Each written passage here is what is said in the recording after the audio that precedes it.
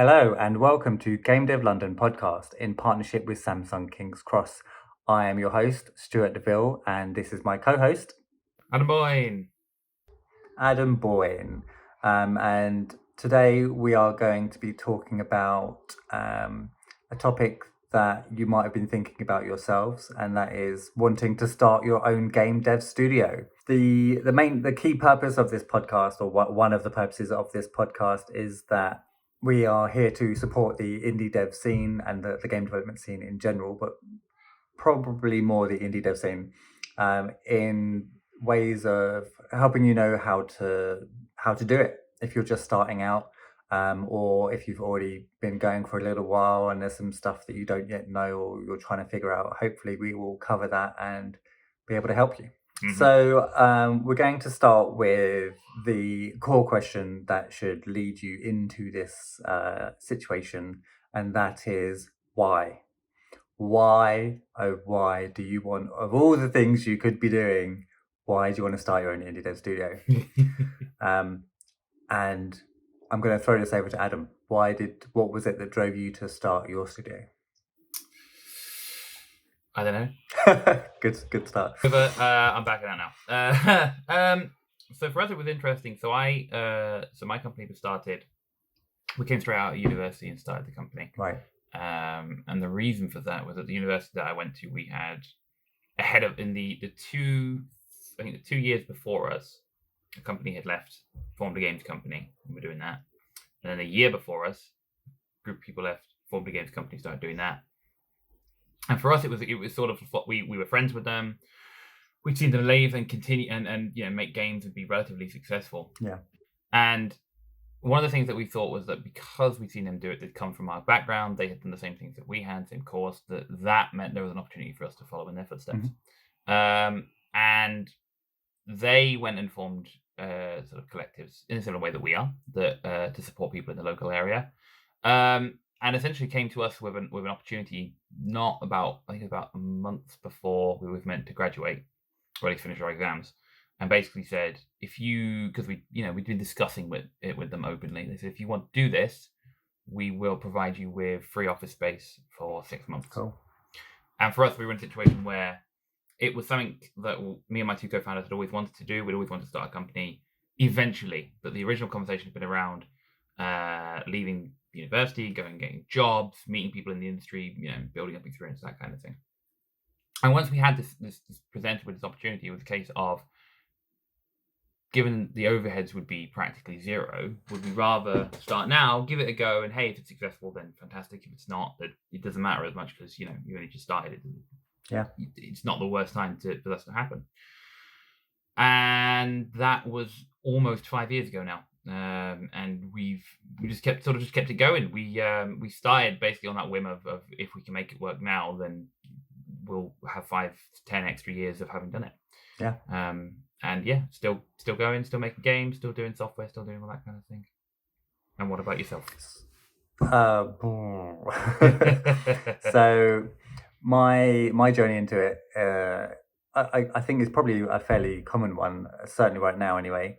And that is, I was looking at getting into the AAA studio myself, and found that the route to entry or the bar for entry is kind of a tricky one to navigate. For sure. And wanted to kind of make sure that I had a dazzling portfolio. So I started to make my own games. I come from a creative background, so I was doing all of the visual stuff that you would need to make a computer game. And I teamed up with a programmer so that side of the things meant that all of my pretty pictures and models actually did something and weren't just inanimate objects. Yeah, and after making our first mobile game, because that was the simplest thing, I say simplest thing to make, there's no real such thing as a simple thing to make in game development, unless it really is like old school Pong, possibly. So we launched a mobile title, and then I quickly realized that with my background of having managed creative teams in the past, that I could actually just start my own indie studio. instead of trying to kill myself getting into a AAA studio. And I think, like I said, it's where a lot of people find themselves right now, and that's probably, if you're watching this, you might have had a similar journey. I think the interesting thing for my one is that I'd sort of been exploring building my own games and stuff before that. Obviously, I was a student. We were the guys who I started the company with. We were a game jam team, and those skills of having built things before were probably one of the most useful starting places for us. We knew we could work, especially in game jams, because it's such a sort of high pressure period. In 24 hours, whereas making indie studio is a high pressure period forever. Having worked with them in that period, and we knew that at some basic level we could all work together. We could work together under a pressure situation. We knew how to bounce off each other. We knew how to build something that would be successful, to work together, to agree on what did and didn't work, and all that kind of thing. We knew we could do that. Yeah. And that was essentially where we started. And those game jams were also where we built our sort of initial demo pieces, where all our first portfolios came from. We had the ability to go, to showcase, like, haha, look, we can build this kind of stuff. And those skills that we learned from doing that was what propelled us in the first stages onto our first contracts and our first releases and that kind of thing. Yeah. But yeah, we sort of got in. It's sort of the reverse mindset to yours, whereas you got in to build something to showcase to people. We sort of got in to do the thing that we would have done had we been in the industry in the first place, and then come out of it because we thought we could do that kind of thing. Yeah. The point for both of us is that it's a case of going, we want to demonstrate something. We want to be able to build our own things that we can use to demonstrate that we're functional and successful and able to build the things that we say we're going to build.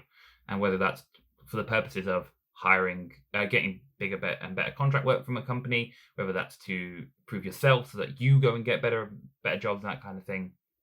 That's certainly one of the driving forces, alongside all the others, the financials and building your dream and all that kind of thing. Yeah, I mean, I think obviously for both of us, the core of the passion is that we have grown up with computer games. We love computer games, and the idea that we can make our own games and share that with people that will hopefully love and enjoy. And yeah, just have something that you created that is your baby, that is out there, and making a stamp in the games industry. Absolutely.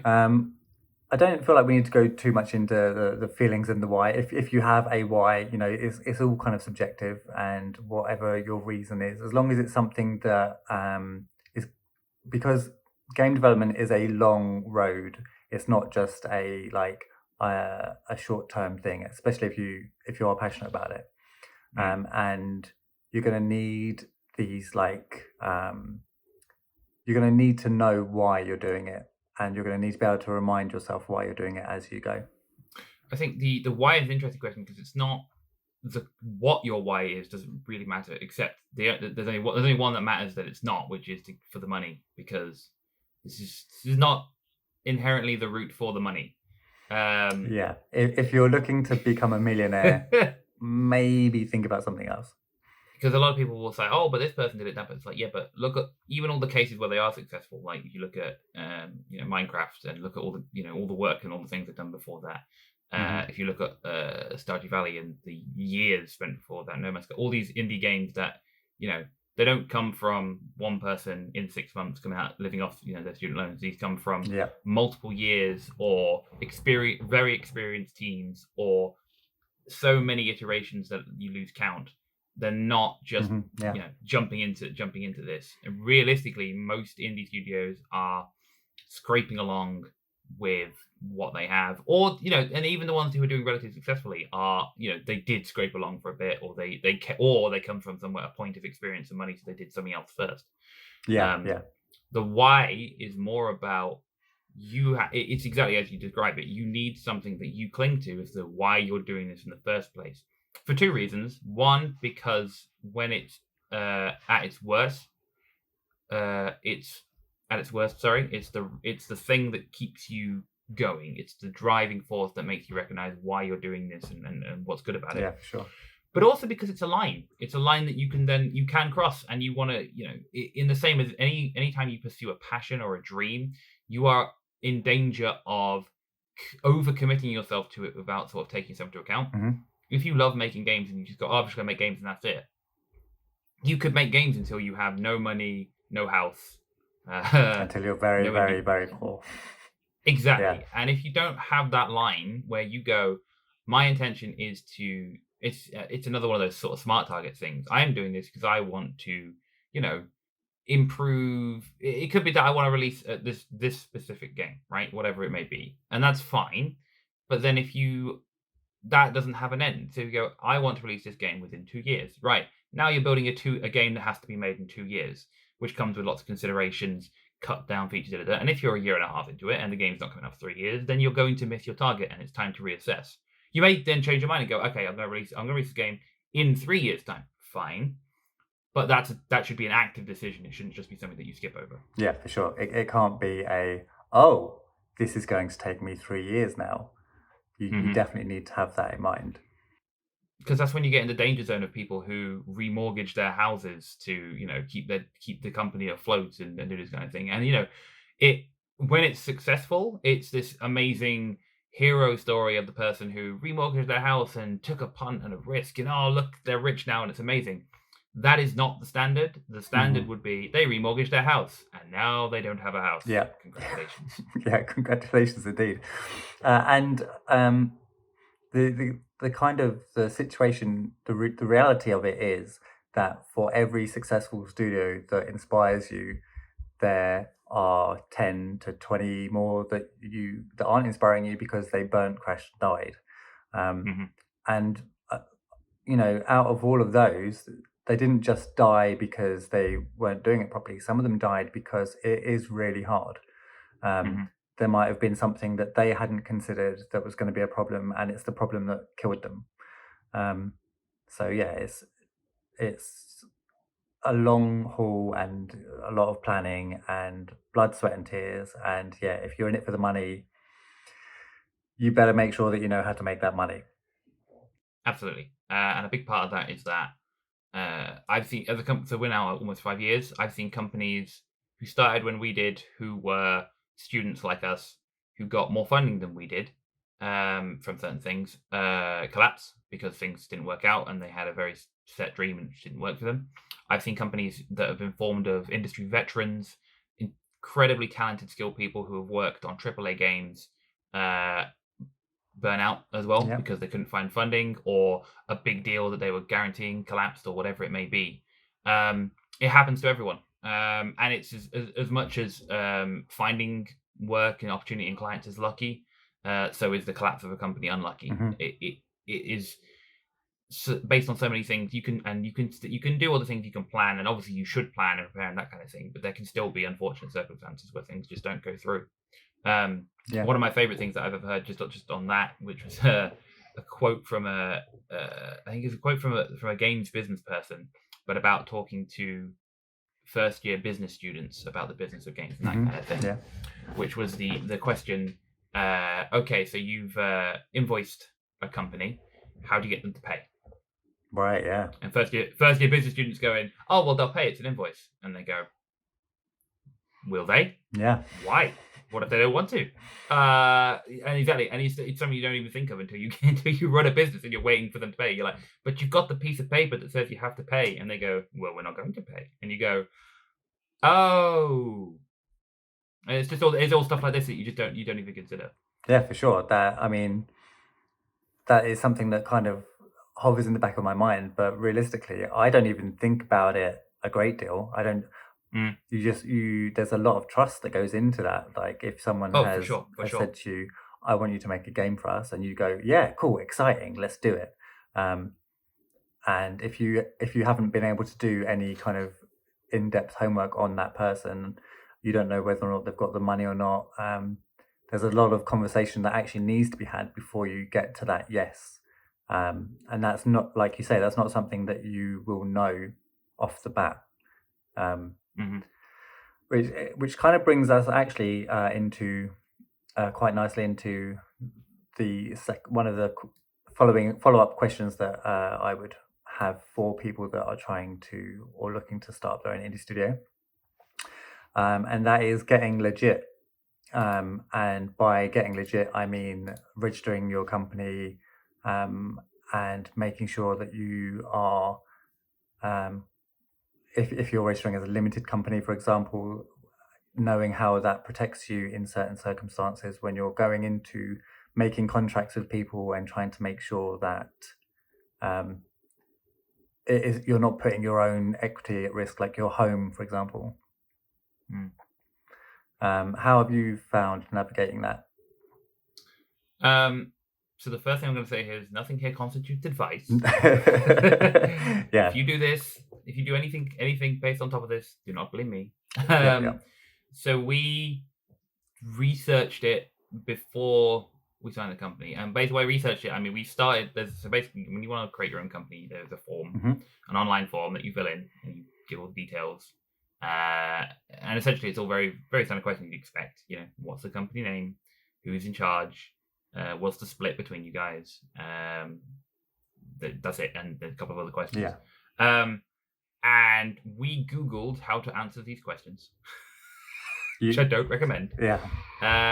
Or do. I mean, it's you need to do some research, but don't just guess. No, Definitely don't guess. At least do some research. Realistically, go and speak to somebody who knows what they're talking about. Either whether that's a lawyer or seeking legal advice or an accountant or somebody who can advise you on that. But, and this is the thing we only realize much later, the best thing you can do is not start a company until you absolutely have to have a legal entity formed for whatever it is you're doing. Yes. And this is normally at the point in which you get paid by someone, because then you need a business bank account, and that means you need a business. There are so many things that are tied up in when you started your company. Financial things, funding opportunities, bids, grants, software licenses that you can apply for, discounts, all this kind of thing that are locked to when you started your company. An example of this would be if you're looking in the current climate crisis as we are, one of the things is the Printers Trust, which is a fantastic organization funding young people doing starting companies with great ideas and all this kind of thing, have come forward and said, if you're aged between 18 and 30, I'll double check this, 18 and 30, and you started a business that is less than 4 years old, you can receive an amount of funding now to support you in the current climate, which is great if you're running a company that's under 4 years old. If you're 4 years and 1 day, or in our case 5 years, because you went, we need to start a company, and just started it, you are out of luck. There's nothing you can do about that. You are too old for that company, and that's one circumstance where it just. But over the years, we've been hit by so many of those, and so many of them you'll only figure out last minute. You'll find a great funding opportunity, and you'll be like, that's amazing, and you'll get to terms and conditions, and then it will say 3 years, and you're like, well, it's been 3 years and 1 month, so we're doomed. And so that's one of the big things. Yeah, for sure. Yeah, there's lots of stuff like that when you're starting out and you're considered a startup, and there's lots of help for startups, and there's there's support in many places for people who specifically haven't gone as far as I think it's because they expect that once you register yourself as a legitimate entity, that you know what you're doing. I do not think that those two things are mutually exclusive, but that does seem to be the expectation, that if you have registered everything and then you know what you're doing. I mean, the plus side of obviously getting legit and being official early on kind of depends on the kind of studio that you're running. For you guys, for example, as you're doing work for hire, being a limited company means that other companies can do business with you, and contractually things are kind of easier to set up, and you're not signing a contract as you a individual, which would mean that if something went wrong, that money comes out of your pocket, out of your mortgage or whatever. Obviously, if you've got if you've got a limited entity and that's your company, then your company is doing business with that person, and therefore if something goes wrong, the company is actually the liable entity, which means that if the company goes down into liquidation and all of that kind of stuff and gets eaten up because of that failure or that event, then you haven't lost your house, which is nice. And there's all these different ones like public limited liability or sole trader, all these different possibilities that you could be as a company that you need to go and research. And while you're there, you're in this opportunity where each question that you're asked relates to your business as a whole. And there are important questions behind that. So, for example, one of the questions is around equity share, right? If there are multiple people in the company, who owns what in terms of a percentage? Now, you could just go straight in and just be like, oh, everyone's equal, it's fine. But is that actually going to be the case? Are you going to have an equal share? Is one of you going to take on more of the burden while the company's in its early days, while two other people are going to change? These are things you can change ultimately down the line. But you want to get those conversations in start with, because it's much harder to have a conversation a year into a company about who should own what than it is, before the company exists. It's certainly a lot harder to go, hey, Steve, we said we were going to have a 50-50 split, but I've been doing everything and you've just been doing like the one job. Is it okay if we now change the split and I give you less? Don't think it's going to wash. No. And you do see this at a international scale. You see very big companies have very public fights because different people in the company believe they are owed a certain amount of money or a share or whatever it may be, which they are not entitled to because that's not how I set up. Or somebody was a director when the company was set up who quit early on but never gave up their shares, and now they're in a situation where they want to sell the company and it's all coming out of the woodwork. And it's these kind of questions that come up early days, which can be easily just sort of, oh yeah, it's fine, whatever, but actually are vitally important to, from a legal perspective, from a financial perspective, as time develops. Just generally for the health of your business, you want to have figured out as much as possible before you've even got to the point where you've agreed that you're going to run the studio. Like deciding who has what role, who's responsible for what. You might all have like equal or be equally good at quite a lot of different aspects of the business, but you don't want to be treading on each other's toes when it comes to who's in control of the finances or who's in control of marketing, hiring, all of the stuff that's going to come in. And you don't want to be the guy who says like, let's go do all of this, and you've got your teammates and they're like, yeah, let's do this. And then when it comes down to things actually being done, you find that you're doing everything because you didn't figure out or you didn't clearly define each other's roles. And I think the big thing about it as well is that what you don't want to be is flippant about the entire process. If you treat it like, oh yeah, everything's going to be fine and it'll just work out, yeah, it may be fine and it may work out, but you may be in a situation where things are worse than they could have been. So, for example, this is the other side of it. If you go and ask people who have run companies for an extended period of time, whether that be one company for a long time or several companies for a short period of time or whatever it may be, they will have opinions around what they would do differently if they were starting a new company, if they were starting a specific type of company, or that kind of thing. So, for example, I've been running a company for almost 5 years. If I was to start a new company tomorrow, one of the first things I would do is hire somebody who is specifically in charge of business development and administration, because it takes up so much of your time. And when you, as the people who run your company, are all dedicated to the purpose of that company, so for example, if you make software, you are all programmers, then any time spent doing business and administration is taking time away from you producing the thing that your company produces to make money. Yeah. And that is, at best, that is inefficient, and at worst, dangerous to your company, because you are literally losing money to try and keep the company running. And also because the people who are skilled in business development, that kind of thing, have a good idea of how to run a business, how to find clients, all this kind of thing. Yeah. It's why there are all these courses on doing this kind of thing. And yeah, it's something that you can go and learn yourself, and there's all stuff online. But having somebody dedicated to that 24/7, well, don't don't work 24/7. Having No. someone dedicated to it, 24/7? 7 hours a day with a lunch break. Yep, yep. These are the kind of people who can help you propel your company sooner with stuff because they let you do what you do best, which is why you think the company will be successful in the first place. Yeah. And they will be out there getting getting the word out, keeping an eye on things, checking finance, all that kind of stuff. Yeah. So that would be my suggestion. But if you take that advice, don't blame me. Yeah, I mean, for sure. Like when you're starting out and when you don't have access to someone with every skill set that you want in your studio, and possibly for the life of your studio, you might find that a lot of the work you're doing is not game development. A lot of it is business development. A lot of it is admin tasks. A lot of it is organizing your finances if you're lucky to have finances to organize. A lot of it is networking. A lot of it is networking. Yeah.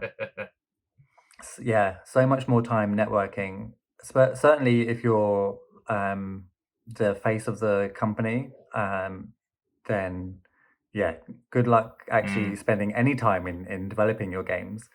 I'm in that situation myself where I started out as purely just doing all of the game design, and luckily for me, I spent a good few months doing all of that development planning and making sure that I knew what we were making, so that once I got people on board, I could hand off the fun tasks, all of the actual game development, making assets and programming and all of the fun stuff of actually making your game.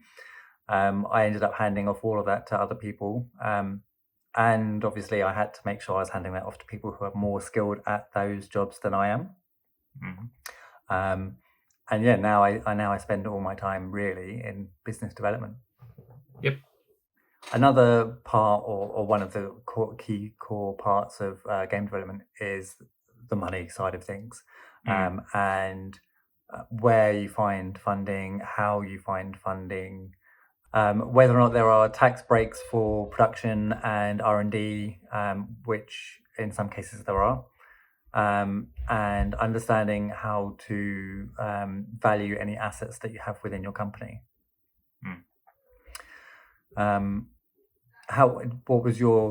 Have you had much of a journey in terms of seeking funding, or have you been quite fortunate with your contracted work?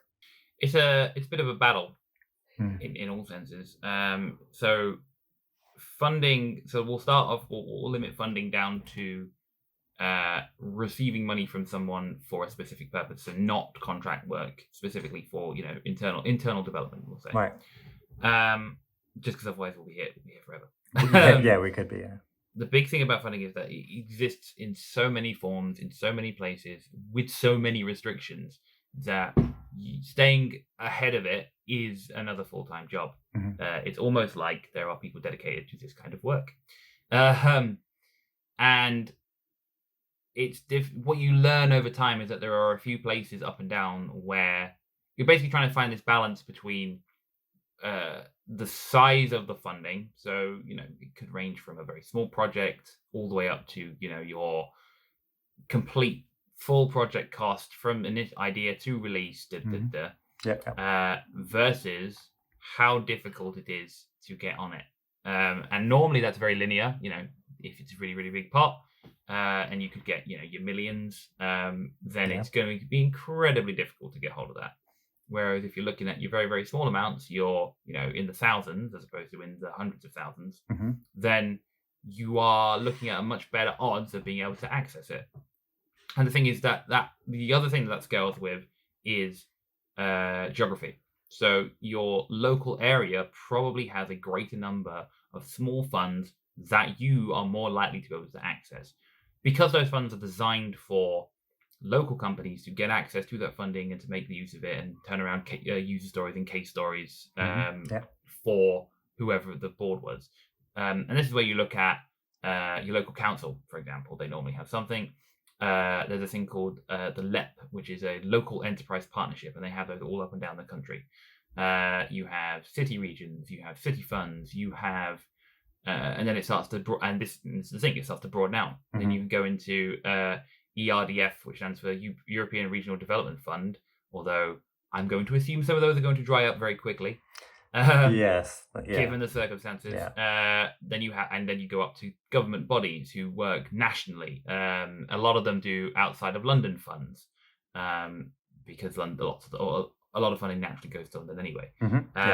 And a big part of that is that you need to look into how you can find where those are. So local community groups will normally know something about it. Local incubators, because their job is to stay up to date on these kind of things. So look for tech incubators. They'll know these kind of things. Twitter is a very good place. The more and more you look on Twitter, a lot of the games industry is on Twitter because it's so very visual. People post about games and that kind of thing. It also means when those funding opportunities turn up, people talk about them on Twitter. And the more you sort of spread your net in terms of people in the know, people who should in theory know where these funds are and that kind of thing, the more likely it is that you're going to catch them. And then also you can do things like subscribe. There are big bodies like Innovate UK. You do a lot of funding pots, and you can subscribe, and then when there are updates, they will just send them to you. Makes life a lot easier. Yeah, and a lot of that again comes from like networking. The more people you can speak to that are doing it or trying to do it, and I had many conversations when we were first starting up with people who were like, "Oh yeah, we're currently like pitching for this fund. You should try and do that too." The information is out there, and it's easier to find than you might think, especially once you actually put yourself out there and you're trying to find the information. One of the other sides of the money situation is what are you going to spend that money on? Like if you do successfully manage to get a certain amount of money into your company's bank pocket, where would you spend that?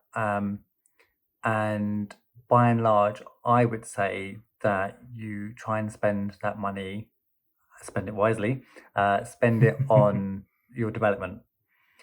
I know that a lot of people say that you should try and squirrel it away for your marketing, but marketing money can be easier to get hold of once you've got a game that you've made, funnily enough. So you can pitch for other pots of money by saying, here's a game that you can play, here's a demo that we have made.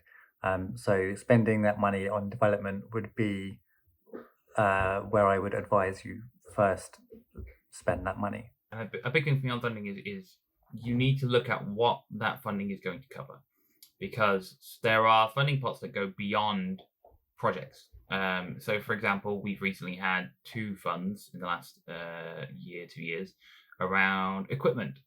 And sometimes people think that's just for big, farms, manufacturing companies. It's for them, but actually it's also for tech companies, because we also rely on equipment. It's PCs and computers and monitors and that kind of thing. But we rely on them. I can't do my work if I don't have a PC. And there are ways that there are grants and funds out there to help you with that, to support you in upgrading and changing how your workflow, because it's all about that. That's what the money's there for. It's to invest back into the society. And actually, I've just noticed that I switched from saying funding to grant, and I want to just quickly cover over that because one of the key things that you also find when you look at funding is there is grant funding and there is loan funding or debt financing, or comes in different terms. Very true. Yeah. And the big thing about that is that grant funding means here's a load of money, ta-da. Loan funding is here's a load of money, now give it me back slowly over time. Yeah. And the second one normally comes with it can be the bigger amounts of money, but it normally comes with lots and lots of rules and conditions around that, which can be very dangerous depending on the sort of money you're going for.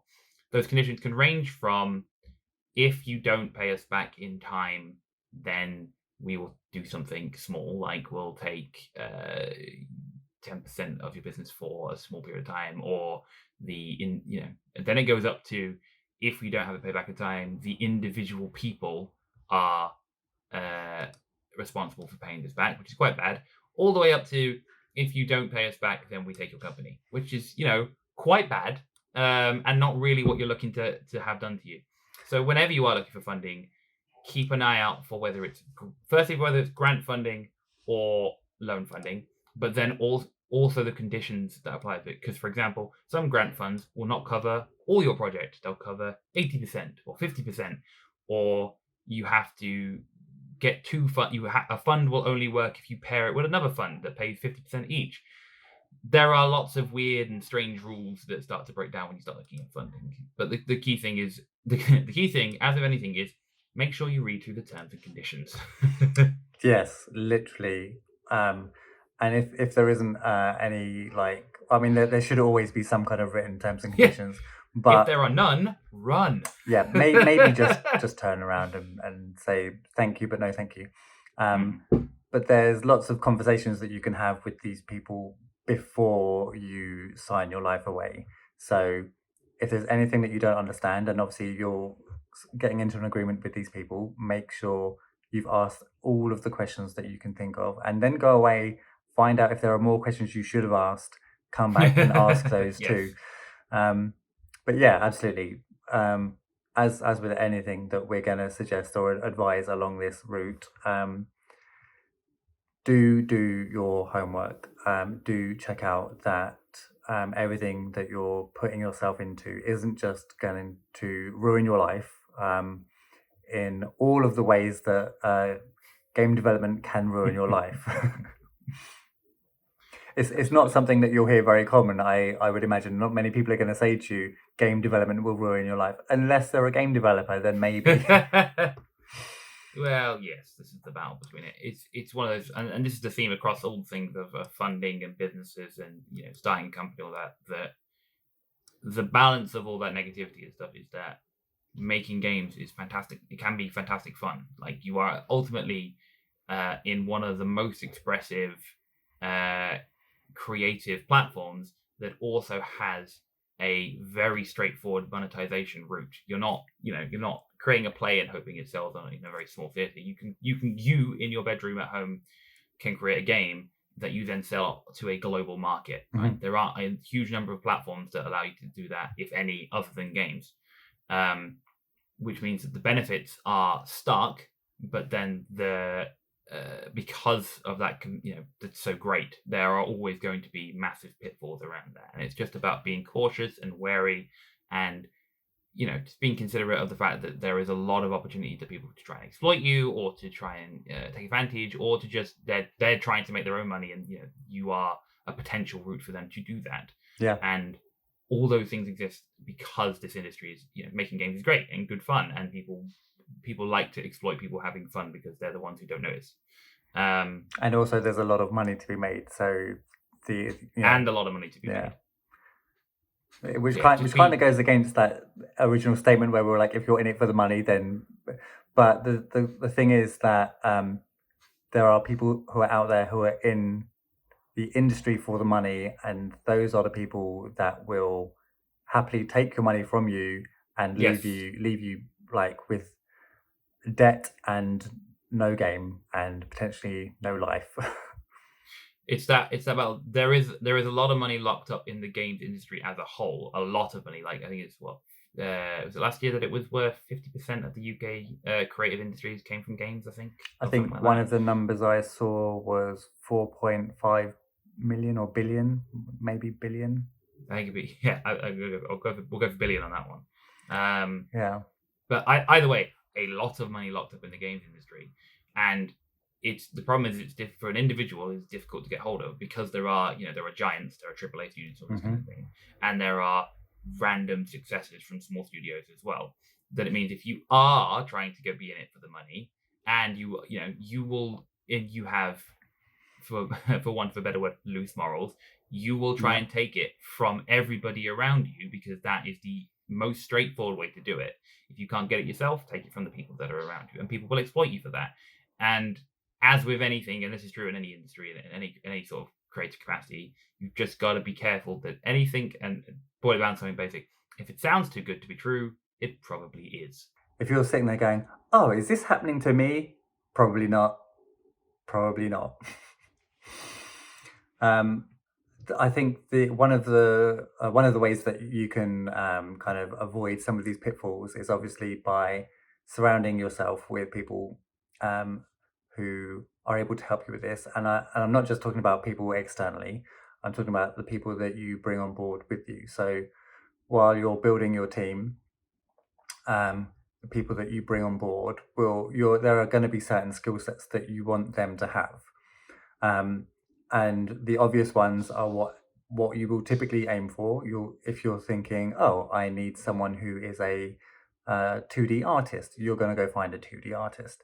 If you're thinking, I need someone who is a programmer, you're going to go find someone who is a programmer. But when you're finding these people, especially as a small indie studio, it is really important that you try and find out what other background skills people have, because the more skills you can have in your limited number of people, the better. And especially if those people have skill sets that you don't have. For example, if someone says, oh, yeah, I was running a team before, but I really wanted to leave that situation because I wanted to get back into the creation of games and leave aside all of the headache that I was having managing my studio or whatever, that would be a perfect match for you. Like, you're going to get so much benefit out of having someone who has already taken on the journey that you had, decided it wasn't for them, and now wants to be, just a member of a team.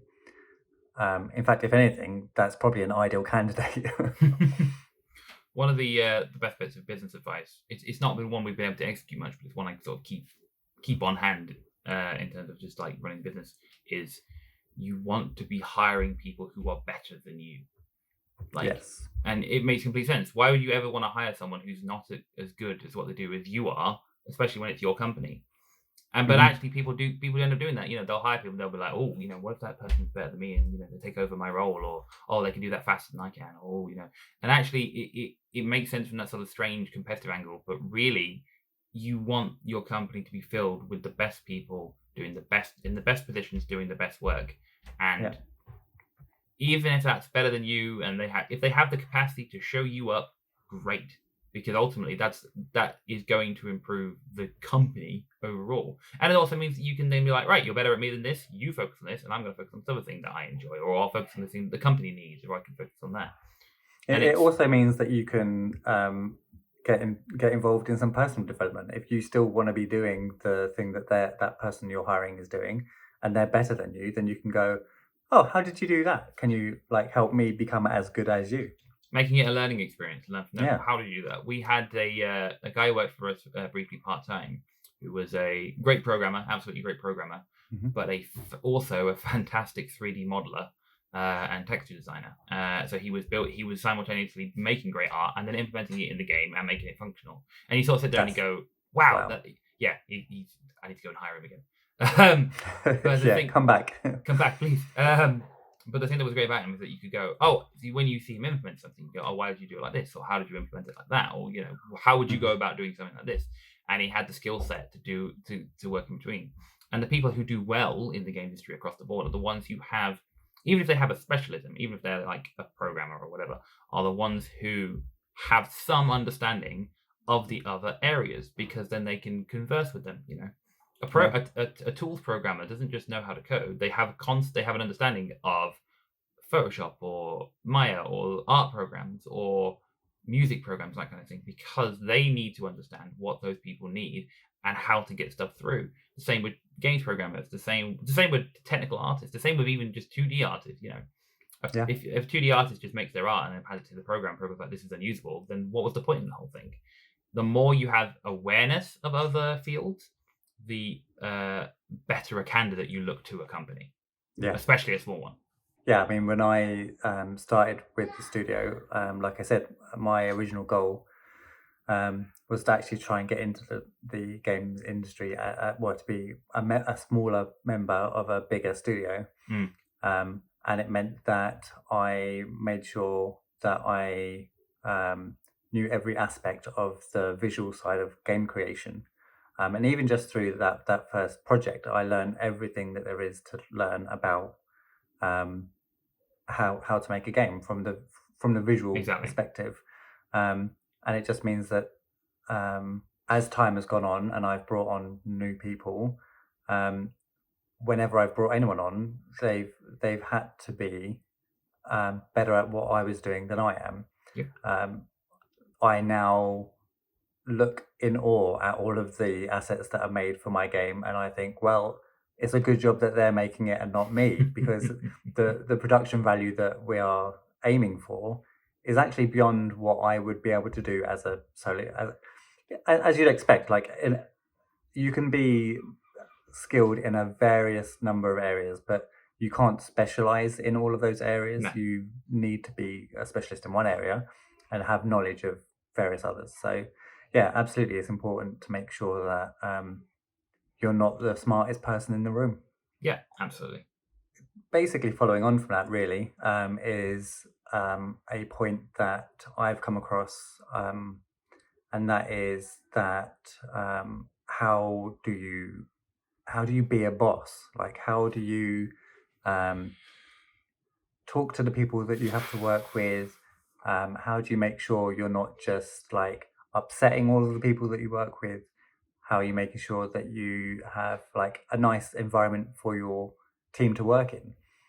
A lot of that will probably come from whether or not you personally are a nice person. But at the same time, through my journey, I've also made sure that I've been looking into like or doing my homework and research into how to be an effective boss, how to like encourage people when they show you their work, instead of just being like, yeah, okay, no, we're not going to use that. You really like, and sometimes that can just be like a knee-jerk reaction, and if you do have that knee-jerk reaction, you need to know how to bring it back and say, oh, something more constructive, essentially. I know that you said your team essentially were kind of like friends beforehand. Have you had to deal with much in that respect of? So it normally comes into play. So in a couple of situations, yes.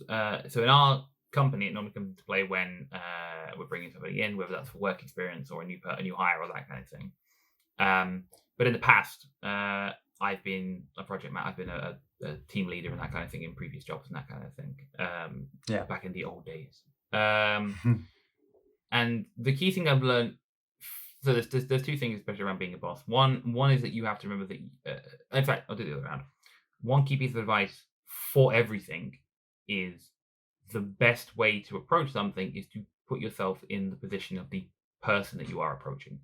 And that counts for being a boss. That counts for writing a CV for a job. That counts for giving a presentation. Everything, right? If you can figure out what it would be like to be on the other side of that when you're to be the one receiving that information and how they would react to it and look through it with their eyes, you will be in a much better position across the board.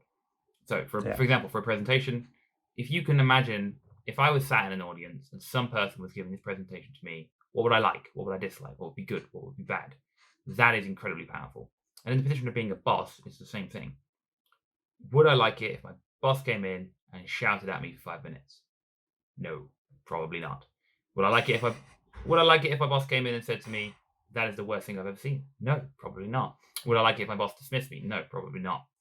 And so you start to build up this picture of, okay, and it's difficult because you have to ask very sort of meta questions. Like, if I wanted me to spend more time doing X, how would I want to be asked that? And, this is not a straightforward skill. It's a complicated question. But this is the baseline question is, how would I want this to go down if I was the receiving person? And then the second part is, as a boss, you are meant to be like a guiding hand, right? The person in front of you you hired them because they are skilled. You believe that they can do what you want them to do. If there is an issue, you are meant to be guiding them through that issue to be able to achieve the thing that you want them to achieve, right? Yeah. If they are meant to be if they're a programmer and they're meant to be producing good quality code and they're not, the idea is that you believe that they can, because that's why you hired them, and so you want to find out. You want to be the guiding hand, steer them towards that. And if they're you coming up against roadblocks, find out what they are, deal with the issues at hand, and don't just shout at the person driving. Basically, you're essentially you're in the passenger seat, right? They will be the driver, but you can give them directions and you can guide them. And if there are issues, you don't just shout at the driver. You try and deal with what the issues are at hand, or find a way around them. Yeah. Because at no point have I ever seen, beyond like personal trainers and that kind of thing, because that's a whole different ballgame. Yeah.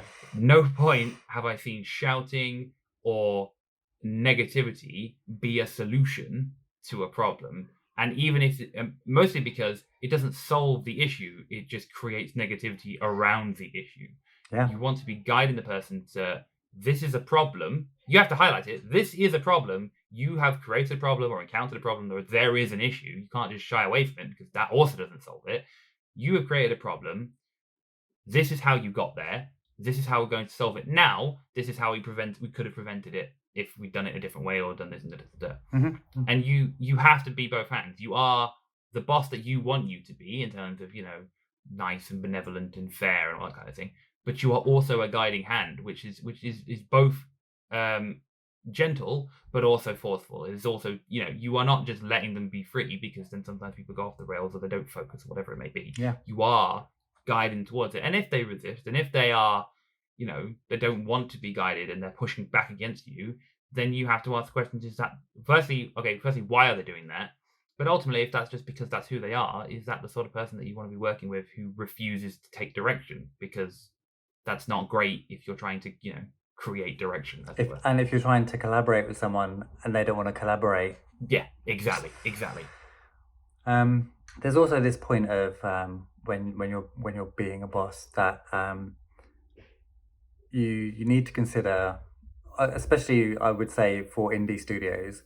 Obviously, being able to pay your team is delightful, and finding ways to pay your team delightful. But you need to consider that what you're all doing together is growing a career, and the people that you're hiring are looking for career opportunities as much as they're looking for financial gain, or even as much as they're just looking to fulfill their passion in terms of being part of creating games. And one of the things that I learned early on is to have those conversations with people when you're bringing them on board, asking them what is it that they want ultimately from their career. Is it that they just want to keep being a 3D artist, and that actually they're happy every day coming in, creating cool 3D models?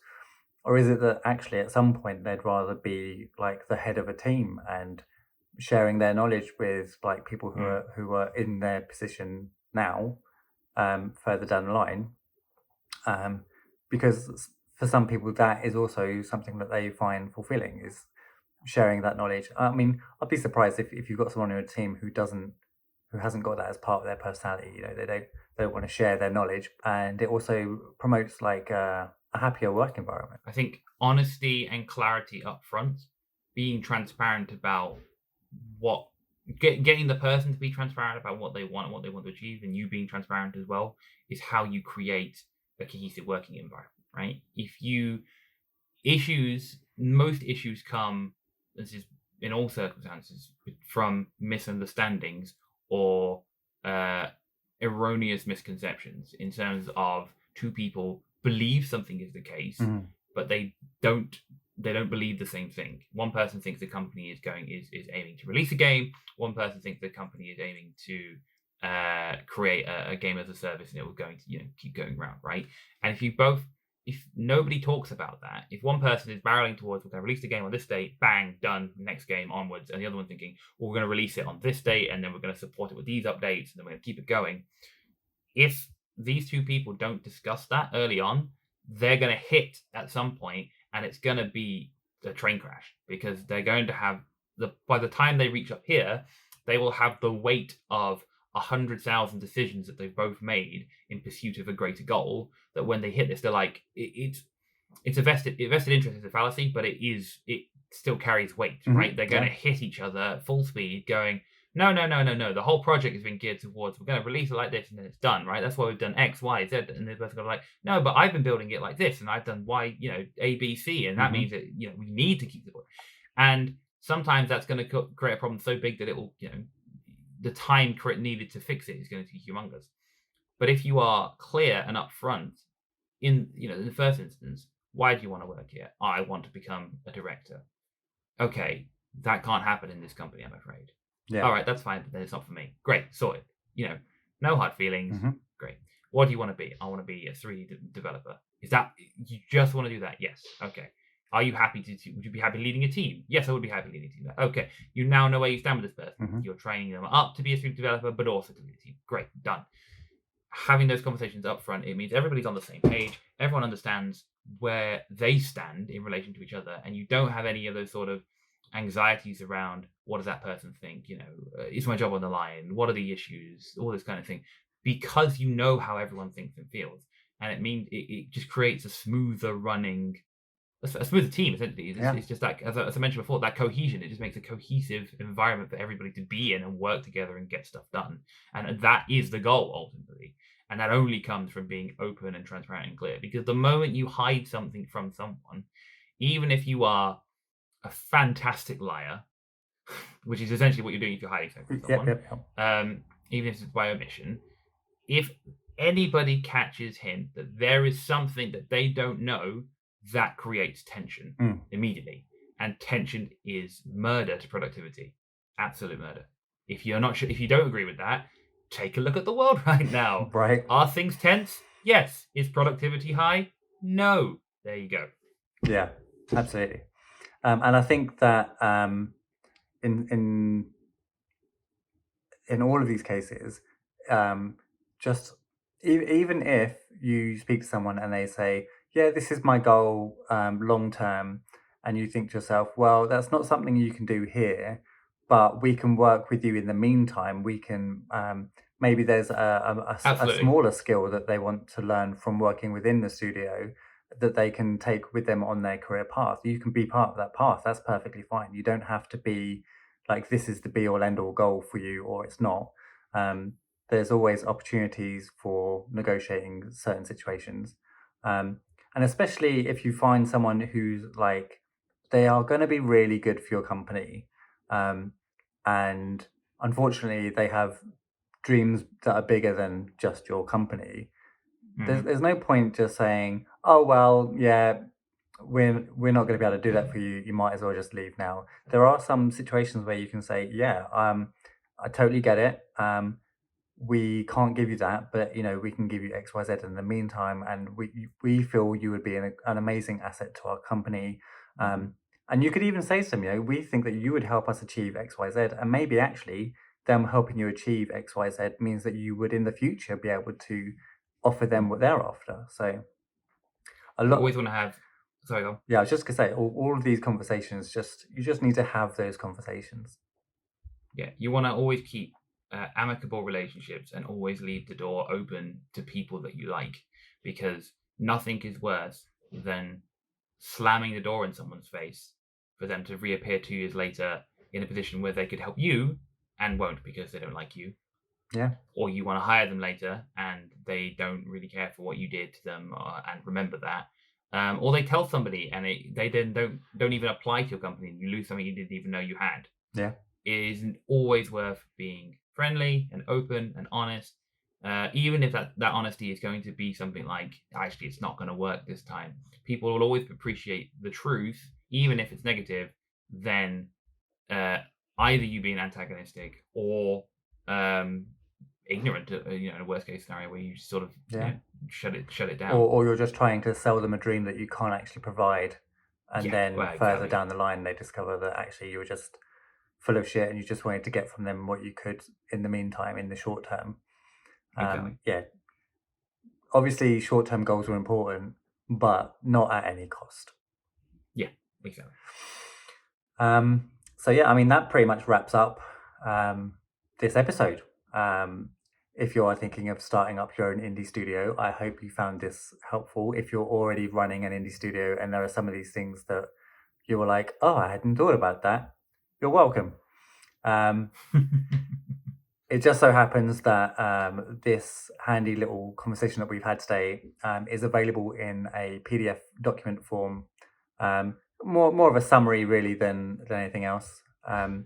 But also in future episodes, we will be delving deeper into all of these aspects of game development, and particularly, I know that I'm interested in the episodes where we will be covering business development, because that is one of the hardest parts of game development. Either because you need to know this stuff yourself, or because you need someone in your team to know this stuff. For whether that's for short-term success or long-term success, that's in the fate of the gods. But I thank you, Adam, for joining me in this episode. Thanks for having me. Adam is one of our co-hosts. We will have a number of co-hosts who will be venturing out into the world and interviewing people in various places to get various perspectives on the game development industry. And as we grow, hopefully you will join us and follow us. And you can do that by either finding us on YouTube. You might even be watching this on YouTube right now. Or listening via podcast, because there will be a podcast episode version of an audio only version of this on your Spotify's and your Google Podcasts, etc. So I think that's all that we really need to say today. Thank you for joining us.